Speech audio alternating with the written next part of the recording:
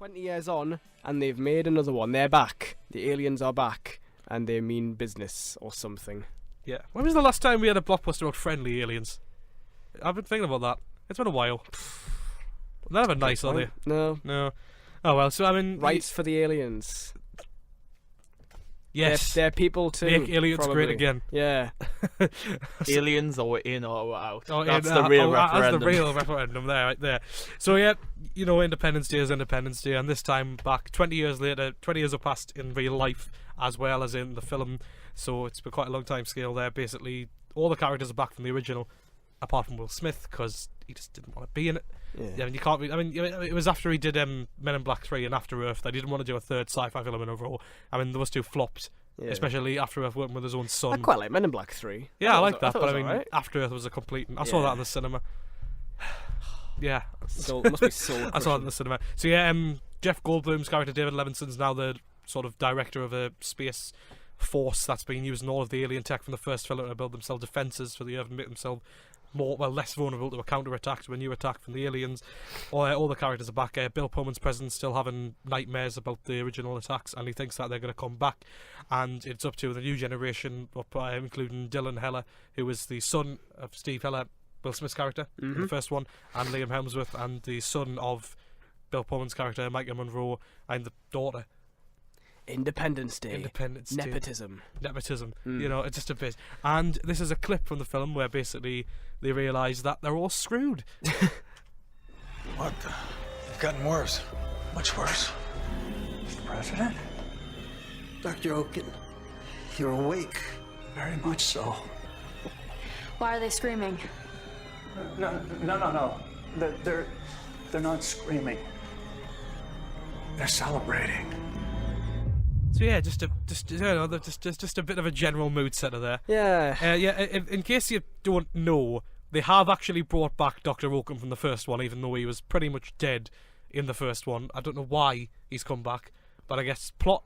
Yeah. Presumably, just plot. Presumably the same reason as everybody else. Yeah, I'm not gonna. So yeah, not gonna guess. Obviously, the aliens do come back, and surprise, surprise, they mean business again, and then they don't like us still, and they want to kill us.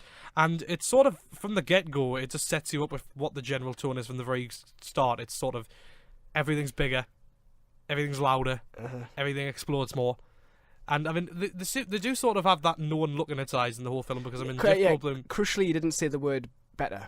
You normally say bigger, better. Yeah, but you didn't. But I mean, Jeff Goldblum does sort of acknowledge this when it's in the trailer as well, where it's like they like to get the landmarks as London suddenly crushes to the ground. But I always thought that was about mistimed. Like they've just saw millions of people die, catastrophic, and then Jeff Goldblum just cracking wise. There doesn't seem to be much sympathy, no. Yeah. No. But I mean, I don't know, because I mean, it's just it is one of those films where you know exactly what you're gonna get when you go in. And I think one of the big reasons why I was a massive fan of the original and why it has become such a massive hit and probably basically part of American culture is the fact that it's so lovable with a cast of characters that people care for and you want to root for. I mean, you've got the like Will Smith, and you've got the likes of Jeff Goldblum. You've got this array of characters that people care for. Well, you got Will Smith in the first one. Yeah, in the first one. I know, but that's why it worked so well. But it has that perfect balance of knowing when it has to be over the top and knowing when it has to have rooted in a bit of heart. Is this the same film we're talking about? In the first one. Oh, we're the talking about the first one. Yeah, that's what I'm saying. That's why it was so good.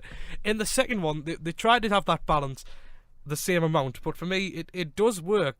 But I think they miss Will Smith a lot because they just can't seem to replace his charisma as much as they want to be.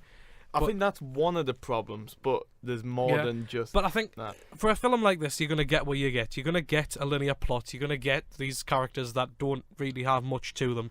They're just, there are poorly developed characters, but you don't go for strong characterization to a film like Independence Day. You don't go to a film like Independence Day for incredible plot developments or incredible filmmaking techniques. You just go for the fun, and I got what I wanted from this film. I got the fun.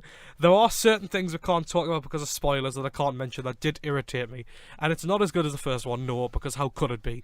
But it's just, I got what I paid for. I got an enjoyable time at the cinema. It is overlong like the first one, but I did get my really. It's not even that long. I wouldn't say my money's worth. Still too long. You found it that fun, even that full hour of just setting everything up. I don't know. Did it have to be that It's long? a hit of 90s nostalgia. It shouldn't have worked Wasn't- 20 no, years no, no, on, no, but no, it no. works. I didn't see anything nostalgic about it. Occasionally, it would show you a couple of photo frames where you'd be like, Yeah. "Oh, see, they're characters from the first It's one." a film where It's not. There's nothing 90s about it. It's a 2016 soulless summer multiplex fill-in blockbuster. There's Yeah. no 90s charm Even about with a it. generic subtitle, like yeah. It starts with a womp. It goes and continues with a womps all the way Independence Day through. 1 starts with a womp. Yeah. That's what REM. But then it isn't goes. Yeah, No, yeah. but like before the titles come when it's Independence Day womp. Yeah. That starts with a womp. It starts with a womp, but this just doesn't stop womping, and it's just like that. That's definitely a thing. That's going to be on the Doesn't stop poster. womping. Independence Day 2 doesn't stop womping. I didn't find it fun, like, in the slightest. Like, the only bit I really like, and the thing about Will Smith, I didn't like Will Smith in the first one. I thought he was really annoying. No, what? Yeah. I disagree. I thought when he's Oh my like, God, that welcome was a to Earth, star-making and then role hits after him. Fresh Prince. I mean, he's got the Really? charisma, and that's what this film lacks. I mean, bless him, Jesse Usher's It's doing a- a good job. I think- He's all right. No, but I mean, don't think Jessie Usher, wasn't that Jessie good. Usher who He plays hasn't got- Will Smith's son. yeah. Granted, they don't try and make him like Will Smith. They try and give him a couple of he's the hero. They try and make Liam Hemsworth the more Will Smith character. Yeah. I mean, Yeah. he even at one point punches an alien, which is not that much Yeah. of a spoiler. You can kind of see that coming Yeah. from a mile away. And they try and give him that kind of bad boy doesn't play by the rules. Yeah. Like the first 2 minutes of dialogues, exposition, oh, you don't play by the rules, and Yeah, but you're it's- such a At rebel. one point, he urinates in front of the aliens on their spaceship. Yeah, Bit weird.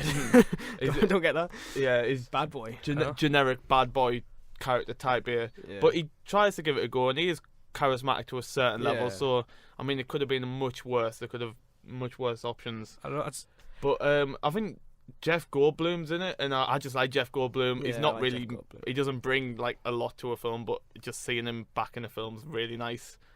And that's it really. I can't really. It's not very memorable. Nah, I've forgotten it already. There's no great speech in it. They try and put a couple of speeches in here or there, but none live up to the first one, which you can tell they even know that because they play the first one At the very right beginning. at the beginning of the film, and then they usher it in different parts of the film too.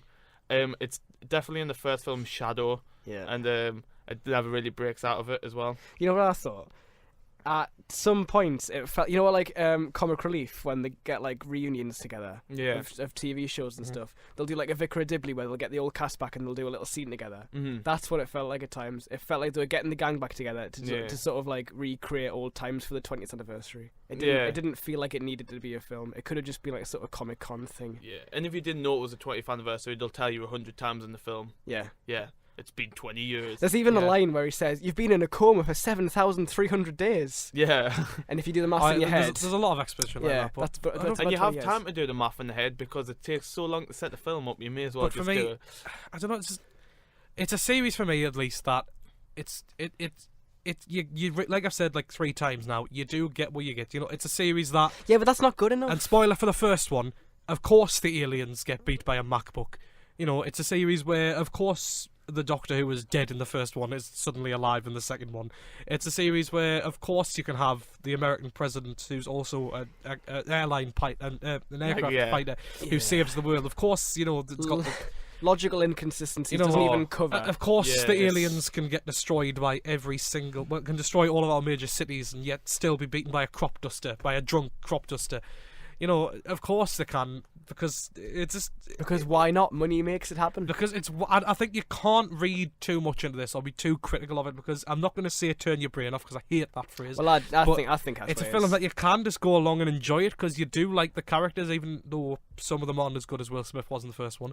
But Jeff Goldblum is back, Bill Pullman is back, and they do try to make you feel for them just as much as There they is a couple of good moments in it. Yeah. I'm not saying it's a bad film all the way through. There's a couple of good set pieces. Maybe two comedic type Yeah. moments that work. And they try to the flesh out rest the world really more. fall flat. which I was really invested in, Um, because the first one wasn't really interested in trying to tell its story of the actual aliens. This one has a lot more backstory and mythology to it, which I won't spoil.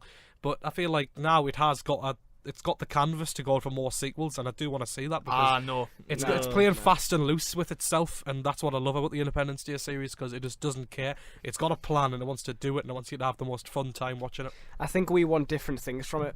Yeah. Because I think I can understand why you don't like it. I can understand. recommending this film really depends on what you want. If you want what Ryan said to, I genuinely think it is turn your brain off. Like I did, not because I wanted to. I really wanted to enjoy it on an intellectual like sort of level. Well, not even intellectual. Just I wanted to enjoy a film. You wanted a spectacle. Yeah, I wanted a film that didn't not only looked good but also had good dialogue, which it doesn't. Good characters, which not really. I wanted it to be a well-rounded, balanced film that I could enjoy for majority of it. And really, only thing I liked was some of the CGI. Some of it is still pretty ropey. Yeah. Roland Emmerich style. It just by the end they just totally throw everything at the wall, and it's ludicrously funny. Exactly, that's ludicrously enjoyable. It's just it's crazy. Like it does not care what you think about it. It cares that you have the fun time watching it. It does accept that cheesy factor in it, and it does play. I think this one does less so than the original, because I think it's definitely a 2016 film, not a 1996 film. Mm-hmm. You can tell that from every single frame of this film. Emmerich said that he couldn't see this film being created years ago, but after 2012 you can see that yes, you could create this film. Yeah. This sequel. Would you say 2012 is a better film than this one? No. 2012 is it's trash. It's entertaining trash, but I don't get why Roland Emmerich in the last few weeks and months has been considered like some kind of like disaster movie auteur genius. Because the first one was a massive breakthrough. It was a major hit. Yeah, but like I don't think so. No, I don't think so. I'd quite happily never watch another disaster movie again, to be honest. I don't like them. Yeah, I wasn't a fan of like San Andreas. I'm a big fan of disaster movies. They bring out some of the best stories, don't they? I think we should all just like instead of like destroying the world every few weeks, let's just all be happy and just like not do that. Yeah, but where's the dramatic storytelling in that? There's so much more dramatic storytelling than any in happiness. Because like to get a happiness, it's not just a straight line. It's just like this is a straight line. It's just it doesn't have to be an intellectual film. And I think you're expecting not too much. Personally. I think I'm expecting to see a film that I can enjoy, and it didn't happen. So yeah. I'm not expecting that much, really. It didn't. I'm expecting a summer blockbuster that I'm going to enjoy. Exactly. Yeah, you didn't want. It sets up loads of different characters. There's the whole thing with the boat. It could have been so much more streamlined, focused on a couple of characters, like a band of like unlikely misfits that group together to fight him. But no, there's generals here. There's meetings there. There's so many like military walk and talk scenes and stuff like that. Just streamline the film and it would have been much better, but no, it was a bit bloated, took a bit too long, some comedic moments let down, and it was a bit of an anticlimax after 20 years. It's half an hour shorter than the first one. It still felt too long. Yeah. Shame. So yeah. But there you go. Just to because it feels like me and Dan have really piled on it, and then Ryan's trying to stick up for it. It's kind of a split room. I don't mind. This is not one of the films where I'm going to vehemently stick up for it. I can totally understand why you don't like it. It's just I got what I wanted going into it. That's all. I had a blast with it.